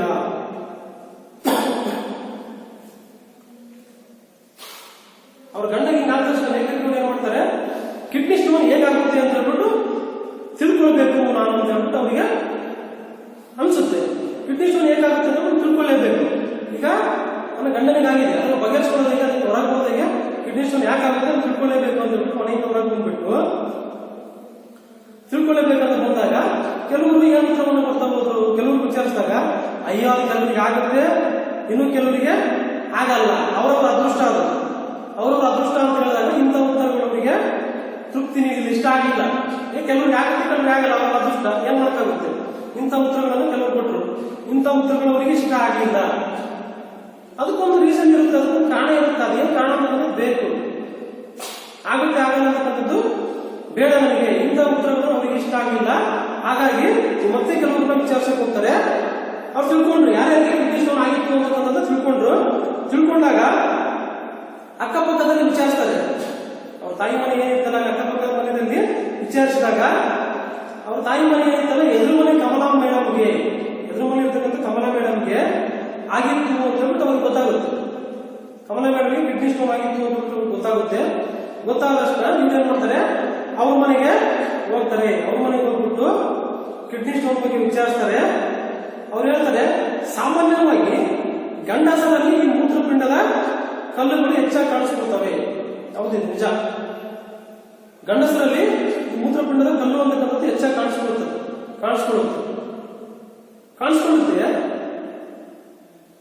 ಆದ್ರೆ ನಿಮಗೆ ಹೇಗೆ ಬಂತು ಮೇಡಮ್? ಕಾಣಿಸ್ಕೊಳ್ಳುತ್ತೆ, ನಿಮಗೆ ಹೇಗೆ ಬಂತು, ನಿಮಗೆ ಹೆಂಗೆ ಆಯ್ತು ಅಂತ ಹೇಳ್ಬಿಟ್ಟು ಅವ್ರಿಗೆ ಕೇಳ್ತಾ ಹೋಗ್ತಾರೆ. ಅವರು ಅವ್ರು ಕೇಳ್ತಾರೆ, ಅವರು ಹೋಗ್ಬೇಕಾಗಿರ್ತಕ್ಕಂಥ ಶಾಲೆಯಲ್ಲಿ, ಅವ್ರು ಟೀಚರ್ ಕೆಲಸ ಮಾಡ್ತಿದ್ರು. ಅವ್ರ ಶಾಲೆಯಲ್ಲಿ ಮಹಿಳೆಯರಿಗೆ ಶೌಚಾಲಯಗಳು ಇರಲಿಲ್ಲ. ಮಹಿಳೆಯರಿಗೆ ಯಾವುದೇ ರೀತಿಯಾದ ಶೌಚಾಲಯಗಳು ಇರಲಿಲ್ಲ. ಆ ಕಾರಣದಿಂದ ಬೆಳಿಗ್ಗೆ ಮನೆಯಿಂದ ಏನು ಹೊರಡ್ತಾರಲ್ಲ ಹೊರಟ್ರೆ ಮತ್ತೆ ಸಂಜೆ ವಾಪಸ್ ಬರುವವರು ಕೂಡ, ಹಿಂದಿರುಗಿ ಬರುವವರು ಕೂಡ ಜಲಬಾಧೆಯನ್ನ ತಡೆದುಕೊಳ್ಳದೆ ಬೇರೆ ದಾರಿನೇ ಇರಲಿಲ್ಲ, ತಡೆದುಕೊಳ್ಬೇಕಾಗಿತ್ತು. ಆ ಕಾರಣದಿಂದ ಅವರೇನ್ ಮಾಡ್ತಿದ್ರು, ನೀರನ್ನ ಕಡಿಮೆ ಕುಡಿತಿದ್ರು. ನೀರನ್ನ ಕುಡಿತಾನೆ ಇರಲಿಲ್ಲ. ಬೆಳಿಗ್ಗೆ ಮನೆಗೆ ಬಿಟ್ಟರೆ ಸಂಜೆ ಮನೆಗೆ ಬರುವವರು ಕೂಡ ನೀರನ್ನು ಕುಡಿತಾನೆ ಇರಲಿಲ್ಲ. ಹಾಗಾಗಿ ಮೇಡಮ್ ಕಮಲ ಮೇಡಮ್ ಏನಿರ್ತಾರೆ, ದಿನವೆಲ್ಲ ನೀರು ಕುಡಿತಕ್ಕಂಥದ್ದು ಬಿಟ್ಟಿದ್ರು. ನೀರನ್ನೇ ಟೋಟಲ್ ಪೂರ್ತಿ ನೀರನ್ನೇ ಕುಡಿತಾ ಇರಲಿಲ್ಲ. ನೀರು ಕುಡಿಯೋದನ್ನೇ ಪೂರ್ತಿ ನಿಲ್ಲಿಸಿದ್ರು.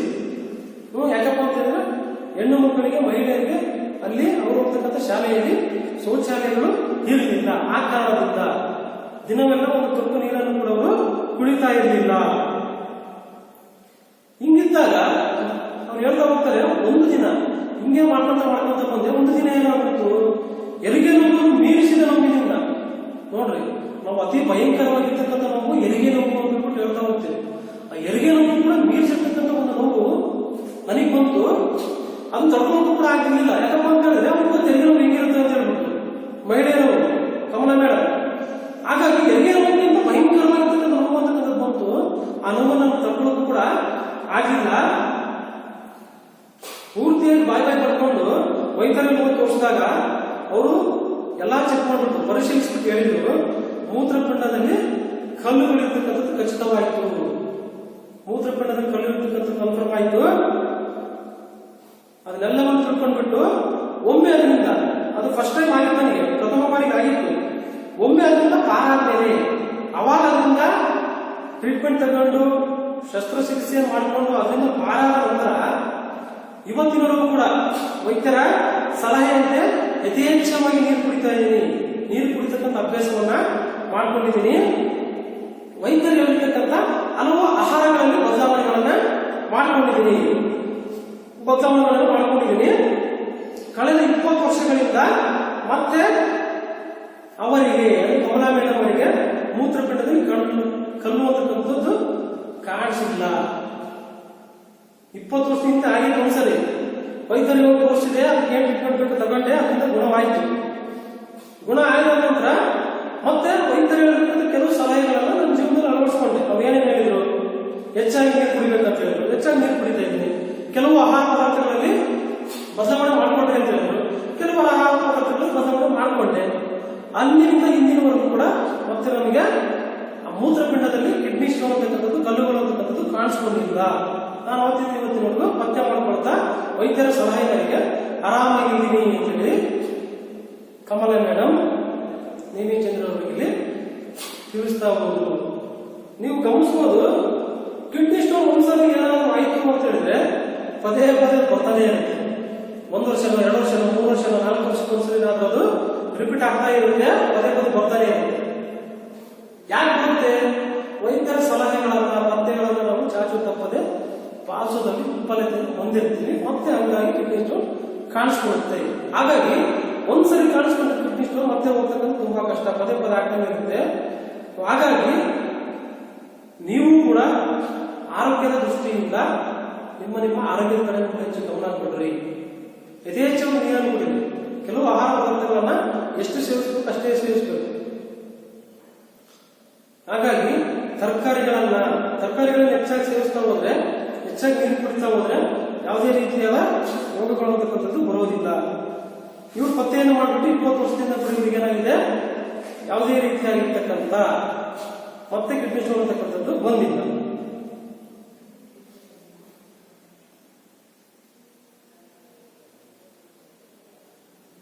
ಮುಂದೆ ನೋಡ್ತಾ ಹೋಗಿ ಮತ್ತೆ ಇನ್ನೊಂದು ಉದಾಹರಣೆ ಕೊಡ್ತಾ ಹೋಗ್ತಾರೆ. ಮೂಲೆ ಮನೆ ಮುದ್ದೇಗೌಡರಿಗೂ ಮೂತ್ರಪಿಂಡದ ಕಲ್ಲಾಗಿತ್ತು ಎಂದು ತಿಳಿದಾಗ ಅವರ ಮನೆಗೂ ಹೋದೆ. ಓಹೋ, ಈಗಲೇನು ದೊಡ್ಡ ಆಪರೇಷನ್ ಅಲ್ಲಮ್ಮ, ನಾನು 4 ಬಾರಿ ಮಾಡಿಸಿಕೊಂಡಿದ್ದೇನೆ ಎಂದು ಅಂಗಿ ಎತ್ತಿ ತೋರಿಸಿದರು. 2 ದೊಡ್ಡದಾಗಿ ಕೊಯ್ದ ಗಾಯದ ಗುರುತು, ಇನ್ನೆರಡು ಸಣ್ಣದು.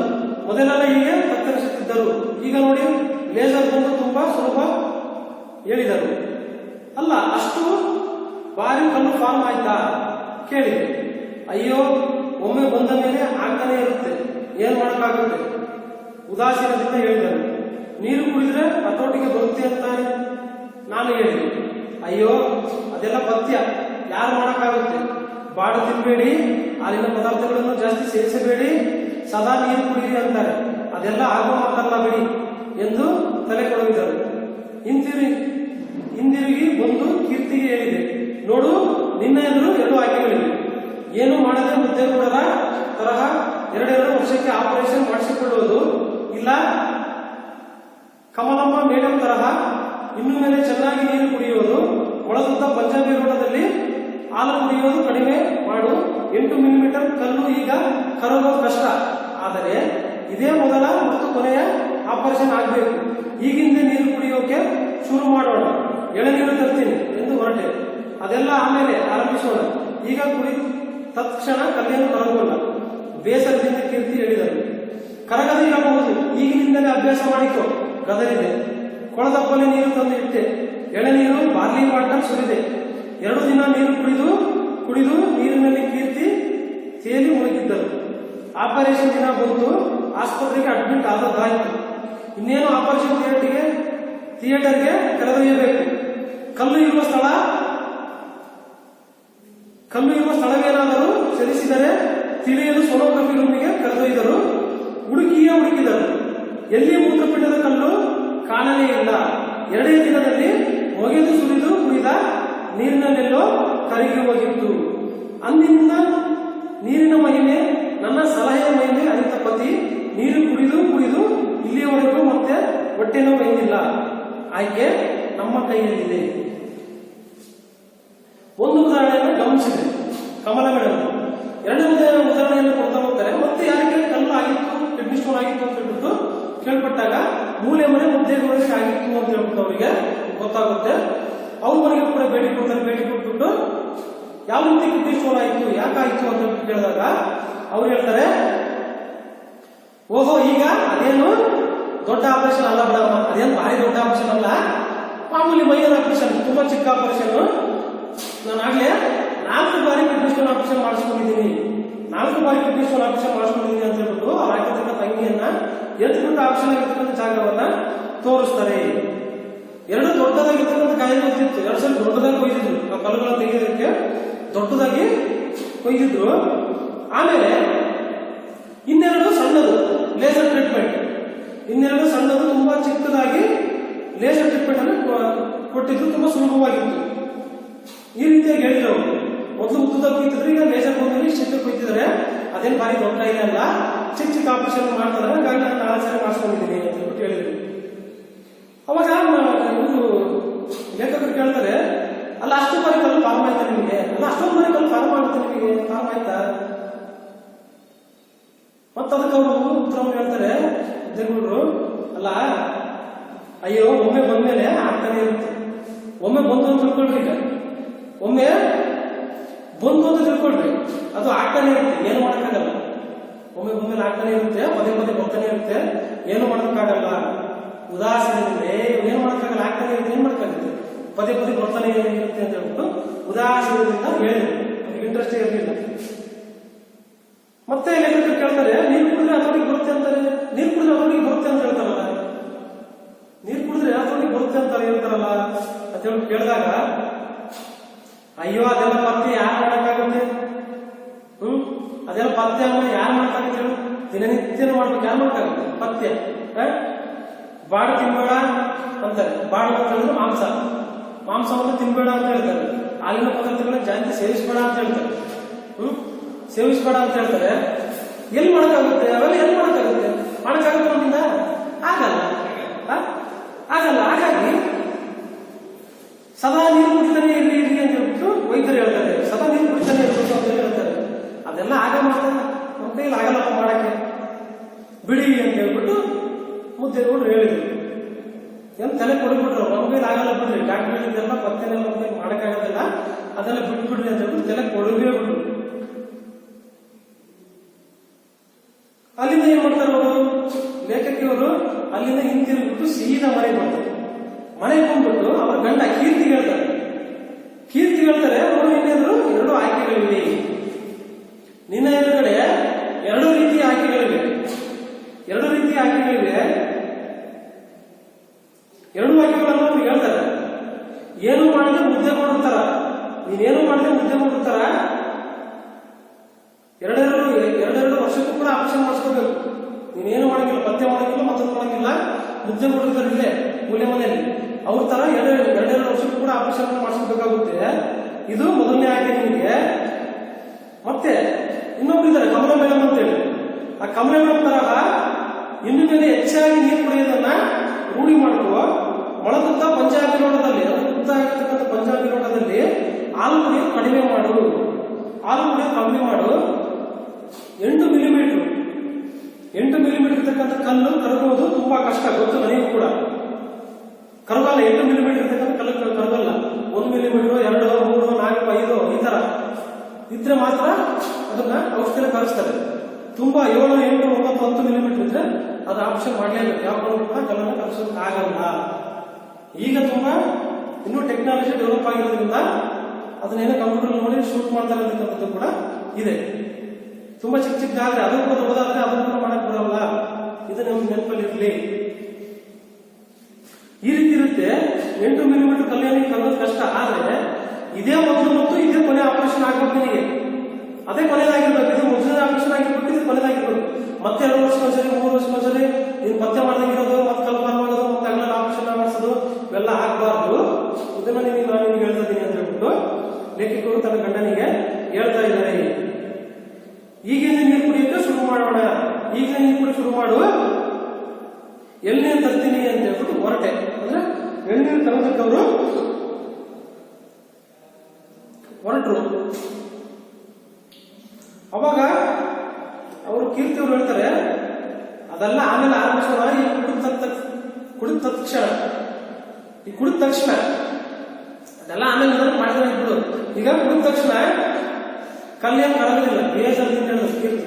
ಅದೆಲ್ಲ ಆಮೇಲೆ ಮಾಡಿದ್ರೆ ಇಟ್ಬಿಡು. ಈಗ ಕುಡಿದ ತಕ್ಷಣ ಕಲ್ಲೇನು ಕರಗಲ್ಲ, ಆಮೇಲೆ ಮಾಡೋಣ ಅಂತ ಬೇಸರದಿಂದ ಹೇಳಿದ್ರು.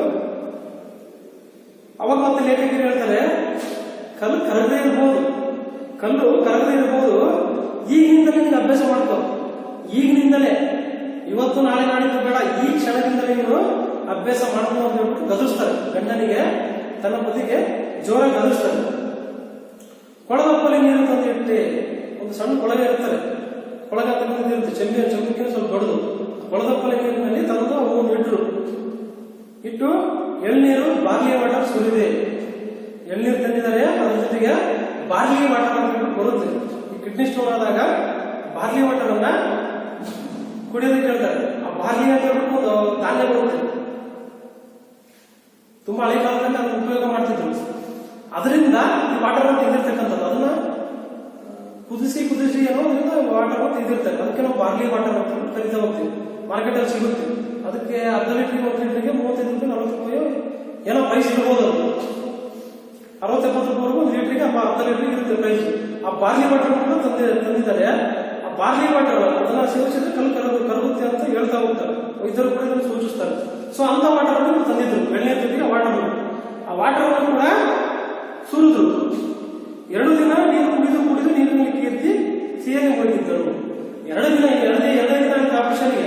ಆ 2 ದಿನ ಕೂಡ ನೀಟಾಗಿ ತನ್ನ ಪತಿ ರಾಯರಿಗೆ ಪೂರ್ತಿಯಾಗಿ ಆ ಬಾರ್ಲಿ ವಾಟರ್, ಎಳ್ನೀರು, ನೀರು ಪೂರ್ತಿಯಾಗಿ ಮಿಕ್ಸ್ ಮಾಡಿ 2 ದಿನ ಕುಡಿಸಿದ್ರು. ಮೇಲೆ ಆ ನೀರನ್ನು ಯಥೇಚ್ಛವಾಗಿ ಕುಡಿಸ್ತಾರೆ. ಕುಡಿಸಾದ ನಂತರ ಆಪರೇಷನ್ ಬಂತು. ಆಸ್ಪತ್ರೆಗೆ ಅಡ್ಮಿಟ್ ಕೂಡ ಆದರು. ಆಪರೇಷನ್ ಒಂದು ಹಾಸ್ಪಿಟಲ್ಗೆ ಅಡ್ಮಿಟ್ ಕೂಡ ಆದ್ರು ಇನ್ನೇನು ಆಪರೇಷನ್ ಥಿಯೇಟರ್ ಕರ್ಕೊಂಡು ಹೋಗ್ಬೇಕು. ಕಲ್ಲು ಇರುವ ಸ್ಥಳ ಏನಾದ್ರೂ ಸ್ವಲ್ಪ ಹೆಚ್ಚು ಕಮ್ಮಿ ಆಗಿರುತ್ತೆ, ಅಲ್ಲೇ ಇರಲ್ಲ, ಸ್ವಲ್ಪ ಚಲಿಸಿರುತ್ತೆ. 2 ದಿನ ಬಿಟ್ಟು ಬಂದಿದ್ದಾರೆ, ಸ್ವಲ್ಪ ನೀರು ಕುಡಿದಿರ್ತಾರೆ, ಮತ್ತೆ ನಾವು ಕೂಡ ಟ್ರೀಟ್ಮೆಂಟ್ ಕೊಟ್ಟಿರ್ತೀವಿ. ಕಲ್ಲು ಸ್ವಲ್ಪ ಚಲಿಸಿರ್ತಕ್ಕಂಥ ಚಾನ್ಸಸ್ ಇರುತ್ತೆ, ಅಲ್ಲೇ ಇರೋದಿಲ್ಲ. ಅದನ್ನ ಚೆಕ್ ಮಾಡೋಣ ಅಂತ ಹೇಳ್ಬಿಟ್ಟು ಮತ್ತೆ ಸೋನೋಗ್ರಫಿ ರೂಮಿಗೆ ಕರ್ಕೊಂಡು ಹೋಗ್ಬೇಕು. ಸೋನೋಗ್ರಫಿ ರೂಮಿಗೆ ಕರ್ಕೊಂಡು ಹೋಗ್ಬಿಟ್ಟು ಚೆಕ್ ಮಾಡ್ತಾರೆ. ಹುಡುಕಿದ್ರು ಎಲ್ಲಿದೆ ಕಲ್ಲು ಅಂತ ಹುಡುಕಿದ್ರು. ಎಲ್ಲಿ ಮೂತ್ರಪಿಂಡದ ಕಲ್ಲು ಕಾಣಲೇ ಇಲ್ಲ. ಎಲ್ಲಿನ ಮೂತ್ರಪಿಂಡದ ಕಲ್ಲು ಎಲ್ಲಿ ಕೂಡ ಕಾಣಲೇ ಇಲ್ಲ. 2 ದಿನದಲ್ಲಿ ಮೊಗೆದು ಸುರಿದ ಕುಡಿದ ನೀರಿನಲ್ಲೆಲ್ಲೂ ಕರಗಿ ಹೋಗಿತ್ತು. 2 ದಿನದಲ್ಲಿ ಅವರು ಮೊಗೆದು ಆಗಿರ್ತಕ್ಕಂಥ ನೀರನ್ನು ಕುಡಿದು ಆ ಕಲ್ಲು ಎಲ್ಲ ಕರಗಿ ಹೋಗಿತ್ತು. ಪೂರ್ತಿ ಕರಗಿ ಹೋಗ್ಬಿಡುತ್ತೆ 2 ದಿನಕ್ಕೆ. ಆ ಕಲ್ಲು ಅಂತಕ್ಕಂಥದ್ದು ಎಲ್ಲೂ ಕೂಡ ಕಾಣಲೇ ಇಲ್ಲ. ಅಂದಿನಿಂದ ಕಂಪನಿಯನ್ನ ಹಾಕ್ಬಿಟ್ಟು ತಿಳ್ಕೊಂಡ್ಬಿಟ್ಟು ಮತ್ತೆ ಇವರ ಸಲಹೆ ಮಹಿಳೆಯನ್ನು ಕೂಡ ತಿಳ್ಕೊಂಡ್ಬಿಟ್ಟು ನೀರು ಅಲ್ಲಿಂದ ಇಲ್ಲಿವರೆಗೂ ಕೂಡ ನಿರಂತರವಾಗಿ ನೀರನ್ನ ಕುಡಿದು ಬರ್ತಾ ಇದ್ದಾರೆ. ಇಲ್ಲಿವರೆಗೂ ಕೂಡ ಒಂದು ದಿನ ಕೂಡ ಮತ್ತೆ ಹೊಟ್ಟೆ ನೋವು ಅಂತ ಹೇಳ್ಬಿಟ್ಟು ಅಂದಿಲ್ಲ. ಹೊಟ್ಟೆ ನೋವು ಅಂತ ಹೇಳ್ಬಿಟ್ಟು ಅಂದಿಲ್ಲ. ಇದೇ ರೀತಿಯಾಗಿ ಆಯ್ಕೆ ನಮ್ಮ ಕೈಯಲ್ಲಿದೆ.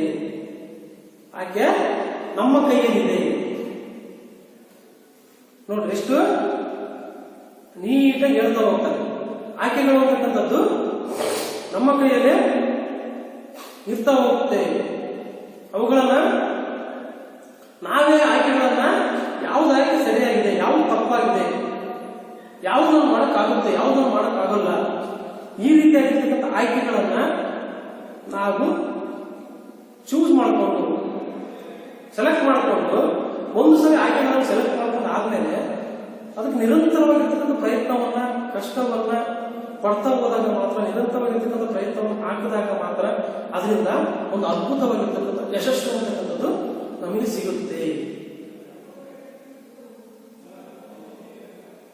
ಮತ್ತೆ ಈ ರೀತಿ ಒಂದು ಉದಾಹರಣೆಯನ್ನು ಕೊಟ್ಟರು. ಕಿಡ್ನಿ ಸ್ಟೋನ್ ನಾನು ಗಂಡನಿಗಾಗಿತ್ತು, ಅದರಲ್ಲಿ ಈ ರೀತಿ 2 ಆಯ್ಕೆಗಳಿದ್ದು ಅದರ ಯಾವ ಆಯ್ಕೆಯನ್ನು ನಾನು ತೆಗೆದುಕೊಂಡೆ. ಒಂದು ಉದಾಹರಣೆ. ಇನ್ನೂ 2 ಉದಾಹರಣೆಗಳನ್ನ ಈ ಪಾಠದಲ್ಲಿ ಬೇರೆ ಉದಾಹರಣೆಗಳನ್ನು ಕೊಡ್ತಾ ಹೋಗ್ತಾರೆ. ನಾವು ಯಾವ ರೀತಿಯಾಗಿ ನಾವು ಆಯ್ಕೆಗಳನ್ನ ತಗೋಬೇಕಾಗುತ್ತೆ ಅಂತ ಹೇಳಿ ಅವೆರಡು ಉದಾಹರಣೆಗಳು ಯಾವ ರೀತಿಯಾಗಿ ಇದ್ದೇವೆ ಅಂತ ಹೇಳ್ಬಿಟ್ಟು ನಾವು ಮತ್ತೆ ಮುಂದಿನ ತರಗತಿಯಲ್ಲಿ ತಿಳ್ಕೊಳ್ಳೋಣ. ನೋಡಿ, ನೀವು ಗಮನ ಇಟ್ಟು ಕೇಳಬೇಕು, ಗಮನಿಸಬೇಕು. ಈ ವಾರದಲ್ಲಿ ನಿಮಗೆ ಕನ್ನಡ ಟೆಸ್ಟ್ ಇರುತ್ತೆ. ಅದು ಫ್ರೈಡೇ ಅಥವಾ ಸಾಟರ್ಡೆ ಆಗಿರ್ಬೋದು. ಎಲ್ಲರೂ ಕೂಡ ಸೈನ್ಸ್ ಮತ್ತೆ ಕಾಮರ್ಸ್ ದ್ವಿತೀಯ PUC ವಾಣಿಜ್ಯ ಭಾಗದ ವಿದ್ಯಾರ್ಥಿಗಳು ಮತ್ತು ವಿಜ್ಞಾನ ಭಾಗದ ವಿದ್ಯಾರ್ಥಿಗಳು ಇಬ್ಬರಿಗೂ ಕೂಡ ಕನ್ನಡ ಟೆಸ್ಟ್ ಇರುತ್ತೆ. ಕಂಪಲ್ಸರಿ ಪ್ರತಿಯೊಬ್ಬರು ಕೂಡ ಅಟೆಂಡ್ ಮಾಡಲೇಬೇಕು. ಯಾರು ಅಟೆಂಡ್ ಮಾಡಲು ಅವರಿಗೆ ಬೇರೆ ತರಹದ ಪನಿಷ್ಮೆಂಟ್ ಇರುತ್ತೆ. ಹಾಗಾಗಿ ಪ್ರತಿಯೊಬ್ಬರು ಕೂಡ ಅದಕ್ಕೆ ಸಿದ್ಧತೆಯನ್ನು ನಡೆಸಿಕೊಳ್ಳಿ. ಇವತ್ತಿನ ಕ್ಲಾಸನ್ನು ಇಲ್ಲಿಗೆ ಮುಗಿಸ್ತಾ ಇದ್ದೀನಿ. ಧನ್ಯವಾದ.